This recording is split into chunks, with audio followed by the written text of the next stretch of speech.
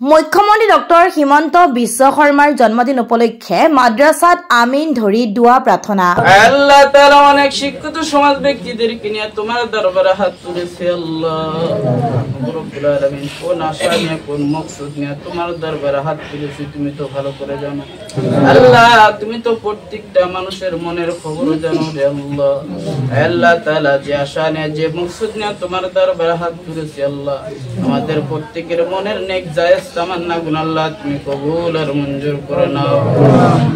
আল্লাহ তাআলা আল্লাহ তাআলা উমর মুখ্যমন্ত্রী আল্লাহ আল্লাহ তাআলা তেনার জন্মদিন উপলক্ষে আল্লাহ তাআলা আমাদের শিক্ষিত সমাজ ধুবুৰী ফকীৰগঞ্জ মণ্ডলৰ উদ্যোগত অসমৰ জনপ্ৰিয় মুখ্যমন্ত্ৰী ডক্টৰ হিমন্ত বিশ্ব শৰ্মাদেৱৰ জন্মদিন উপলক্ষে ধৰ্মীয় স্থানত সাফাই অভিযান কাৰ্যসূচী পালন কৰা হয়।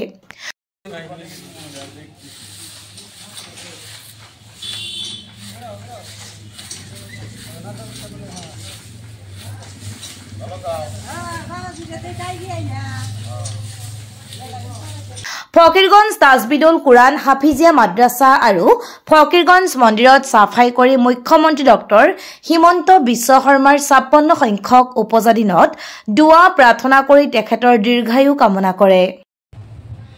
বিজেপিৰ যুৱ নেতা আছাদুল ইছলামৰ লগতে বিজেপিৰ মণ্ডল সভাপতি ৰোস্তম আলী আৰু দলীয় কৰ্মীয়ে লগতে বিভিন্ন দায়িত্বত থকা কাৰ্যকৰ্তাসকলৰ উপস্থিতিত কাৰ্যসূচী পালন কৰা হয়। নিউজ ডেস্ক ৰিপৰ্ট তামাম মিডিয়া।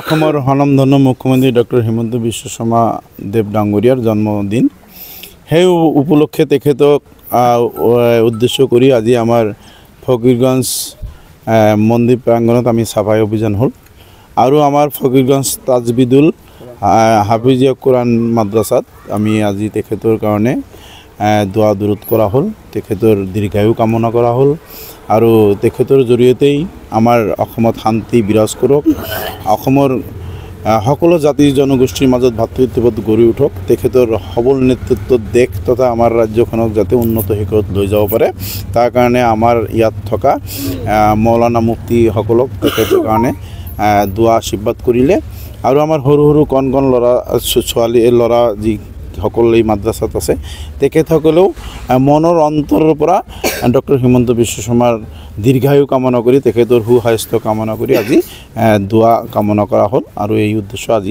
ইয়াত আমি উপনীত হৈছিলোঁ। আৰু একচুৱেলি আমাৰ মিডিয়াত কোৱা কথা নাই, তেখেতৰ মাজত আমি বহিলোঁ, তেখেতৰ সকলৰ লগত আমি কথা বতৰা কৰিলোঁ, তেখেতসকলে দোয়া কৰিলে, দৰুদ কৰিলে, তেখেতৰ খানাত একেলগে আমি খানাও খালোঁ, তেখেতৰ খানা আমালোকে খাইছোঁ।